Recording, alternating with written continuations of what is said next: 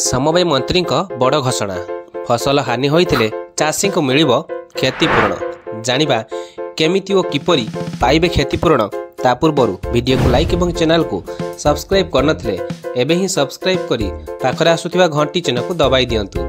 फसल उजाड़ी देला अदिनिया वर्षा लघुचाप वर्षा चाषी मानकर अंटा भांगी देइछि। चाषी को धान पाई टोकेन मिलथिबा हे वर्तमान सुधा धान अमल होई पारि नाही। चाषींकर धान एबे खेतरे थिबा बेले एथिरे गजा हेबार आशंका उपजिछि। एहारी भितरे चाषी को बड़ घोषणा करिसेंती समवाय मंत्री प्रदीप। समवाय मंत्री वर्षारे फसल हानि होइथिले चाषी को मिलिबो क्षतिपूरण बोली सूचना देइसेंती समवाय मंत्री प्रदीप बलसामंत।